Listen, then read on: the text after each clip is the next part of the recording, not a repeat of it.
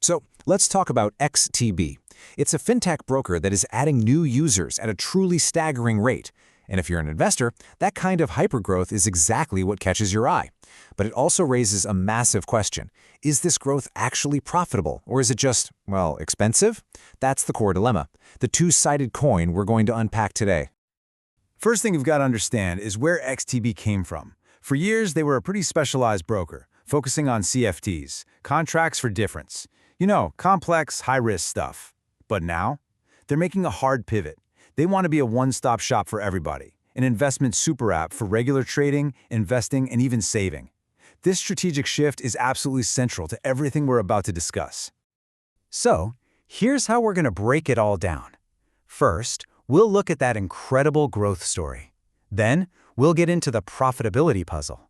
After that, we'll cover the big risks on the horizon, and we'll wrap up with a practical watch list for any investor keeping tabs on the company. All right, let's kick things off with the good stuff. The bull case. These are the numbers that are really making investors sit up and take notice. First up, just look at the sheer scale we're talking about here. XTB now has a global client base of over 1.6 million people. This isn't some small regional player anymore. They are absolutely operating on the world stage. But here's where it gets really wild. The acceleration. In all of 2023, XTB added a record 312,000 new clients. Pretty good, right? Well, in just the first quarter of 2024, they added almost 200,000 more. I mean, think about that. That's more than half of the entire previous year's record haul in just 3 months. The pace of growth isn't just fast, it's speeding up dramatically. So, what's fueling all this?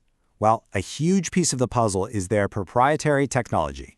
They built their own award-winning platform, XStation 5, and that gives them a massive advantage. They have full control, which means they can innovate and improve the user experience way faster than competitors who are just licensing some off-the-shelf software. Okay, that growth story is, it's pretty incredible.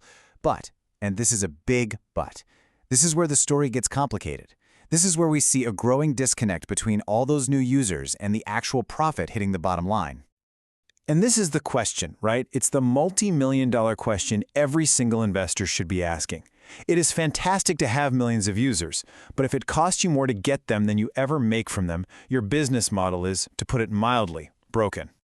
And this slide right here, this lays the problem out in black and white. Look at the data from the first quarter of 2024. Revenue, up almost 8%. Active clients, up a whopping 76%. But then you look at the bottom line. Net profit fell 36%. This is a classic textbook decoupling. The explosive growth on the top line is just not making its way down to the bottom line. Now, the fancy financial term for this is margin compression. But really, all it means is that even though you're selling more, you're making less profit on each sale. This can happen when your costs are ballooning or, and this is key here, you're shifting your business toward less profitable products. For XTB, it looks like a bit of both. So what's actually driving this pressure? It really boils down to 3 things. First off, super aggressive marketing. It ate up 45% of their operating costs in Q1 2024. Second, they're luring in all these new users with low-margin, commission-free stocks and ETFs. And third, the company's real profitability, its bread and butter, still comes from its old, high-margin CFD trading. The big flashing risk for investors is whether these new low-margin users will ever become profitable. This whole profitability puzzle naturally leads us into the bigger risks facing the company. Because beyond these internal challenges, there are some pretty significant external headwinds that any potential investor needs to be thinking about.